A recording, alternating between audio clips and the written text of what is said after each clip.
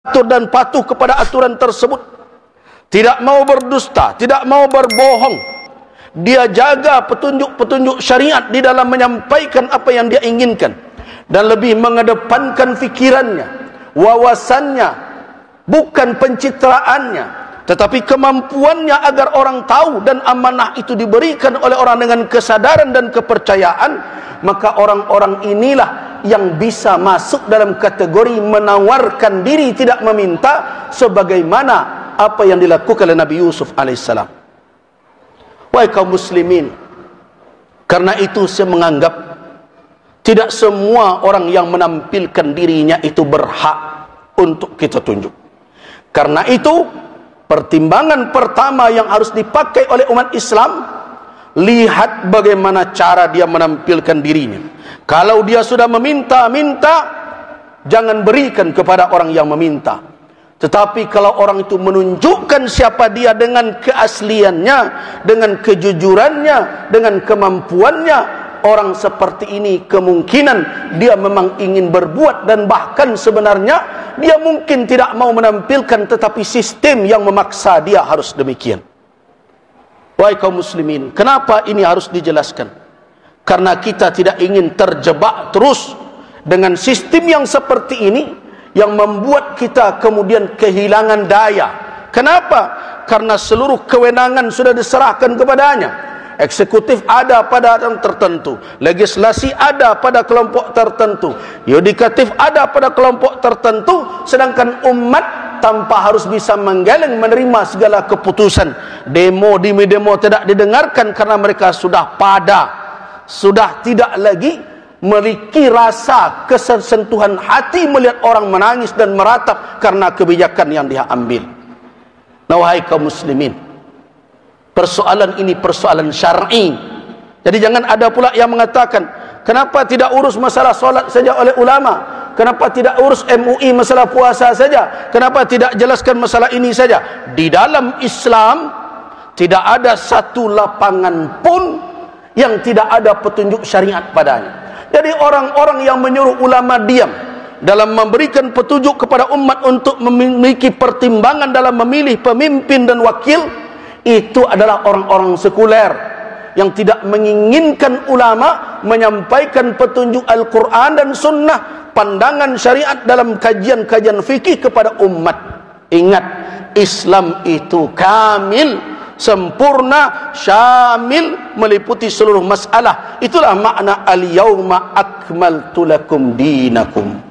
Di antara keputusan yang diambil oleh para ulama se-Indonesia dalam ijtima' di Padang Panjang, bahwa memilih pemimpin, mengadakan suatu kepemimpinan di tengah masyarakat bukanlah suatu hal yang sunnah, tetapi wajib hukum.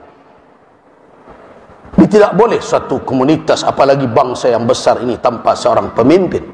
Bahkan Nabi SAW memberikan petunjuk di dalam perjalanan bermusafir 3 orang saja. Nabi meminta harus ada seorang menjadi imam.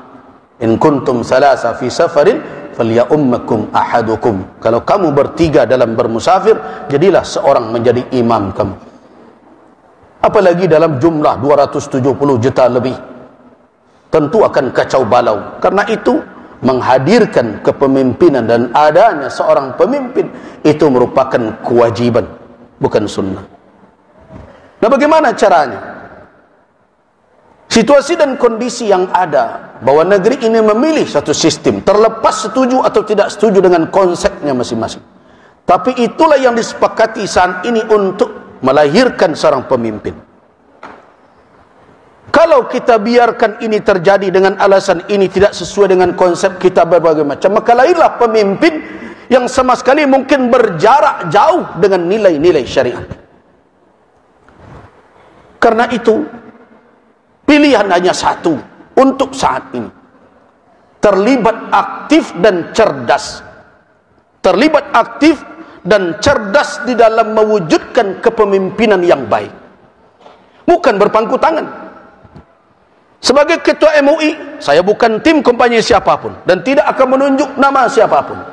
Tetapi sebagai ketua majelis ulama, saya berkewajiban menyampaikan kepada umat, wahai umat Islam, bahwa di dalam Islam, di dalam keputusan Majelis Ulama yang diambilkan dari petunjuk syariat, untuk menunjuk pemimpin, memberikan sultah, kewenangan kepada seseorang menjadi pemimpin kita, harus memenuhi 4 syarat, yang itu adalah syarat wajib pada Nabi SAW. Orang tersebut harus siddiq, orang tersebut harus amanah, orang tersebut harus fatanah, orang tersebut harus tabligh. Orang itu harus amanah, jujur, tidak boleh ada kebohongan di latar belakangnya, tidak terlihat dia berdusta, dia tidak menyembunyikan kebohongan dan kedustaan, dia berbicara dengan kejujuran. Ini adalah syarat mutlak. Karena jangan sampai orang pendusta dan pembohong diserahkan amanah, setelah itu kita menangis, didustai dan dibohongi sepanjang tahun, 5 tahun yang akan datang. Yang kedua, orang itu harus amanah. Amanah seseorang itu diukur dari mana?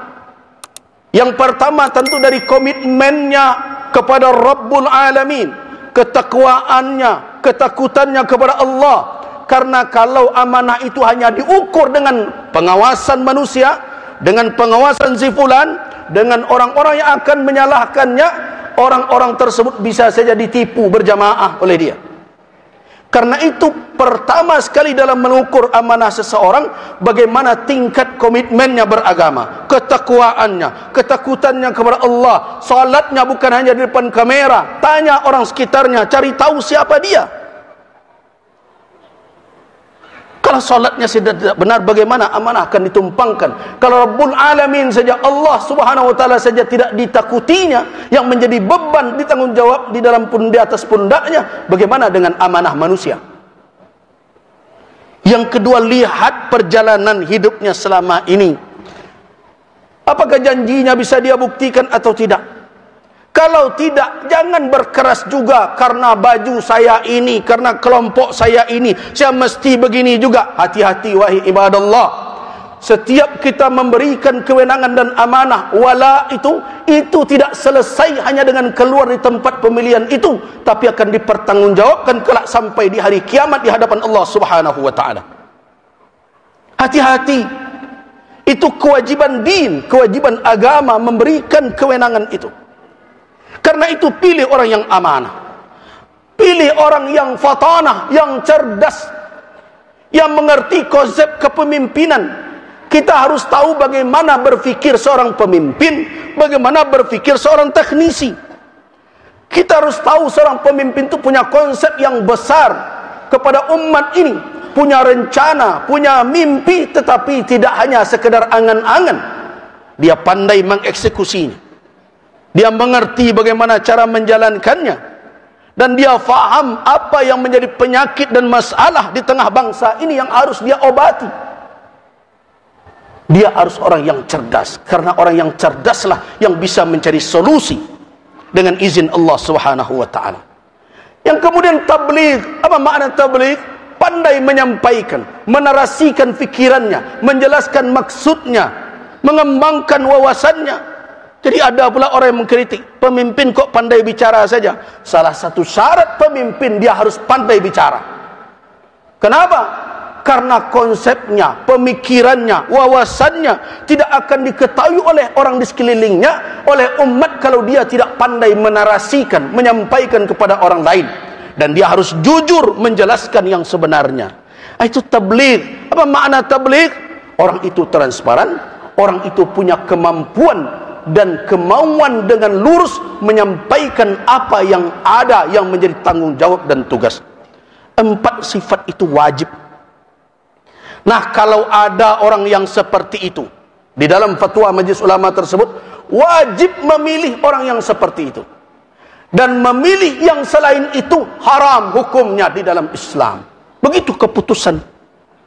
Nah, hari ini saya sampaikan, Allah Subhanahu wa taala menjadi saksi dalam khutbah ini. Allahumma fashhad, ya Allah saksikanlah, saya telah sampaikan kepada umat di negeri ini, kita akan dipertemukan oleh Allah Subhanahu wa taala. Saya lepaskan tanggung jawab saya hari ini, saya telah ingatkan umat khusus di Masjid Muhsinin ini, kalau ada orang yang memenuhi atau mendekati standar yang itu, maka wajib memilihnya, dan memilih yang lain padahal ada orang yang memenuhi kriteria tadi, haram hukumnya. Itu keputusan ijtima' Komisi Fatwa Majlis Ulama se-Indonesia di Padang Panjang tahun 2009.